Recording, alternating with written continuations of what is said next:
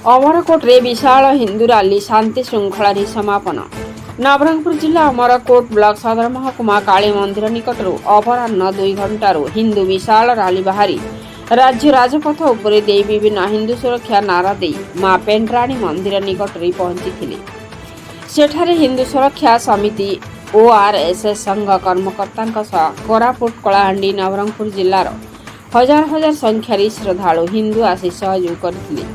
हिंदू सुरक्षा समिति आयोजन में बलिष्ठ संगठनकर्ता और वरिष्ठ नेता जयदेव परिडा मुख्य अतिथि नेतृत्व में विश्व हिंदू परिषदर कृपाराम साहू अविभक्त कोरापुट जिला हिंदू महासंघर सभापति जगन्नाथ शतपथी तारगाँ रश्मिरंजन श्रद्धाश्रम अध्यक्ष नीलकंठ पाड़ी हिंदू महासंघ प्रमुख जयंत कुमार पात्र पूर्वतन नवरंगपुर जिलापाल पीए सुरेश कुमार शास्त्री सत्यव्रत सामल प्रमुख अन्य सहयोग प्रथम एक सभा आयोजन होई हिंदू सुरक्षा उपरे निज निजर मत प्रदान करने पर रैली बाहरी थिला। आरक्षी अधीक्षक सहयोग व्यापक पुलिस अधिकारी मुतयन कर शांति श्रृंखला कार्यक्रम बेस सुंदर होता।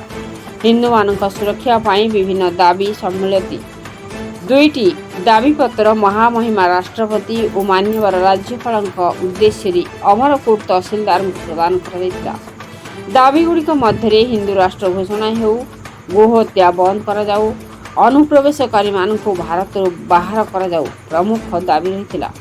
नवरंगपुर जिलूर रविनारायण महांती रिपोर्ट मसीहा न्यूज। आपण मसीहा न्यूज यूट्यूब चैनल को सब्सक्राइब कलेनी कि जदि करना एबे करनियंतु। एहा सह मसीहा न्यूज रो फेसबुक पेज को और ट्विटर को फॉलो करंतु। ता सह मसीहा न्यूज रो ऐप आसी गलानी निज मोबाइल रो प्ले स्टोर रो डाउनलोड करनियंतु। जय जगन्नाथ।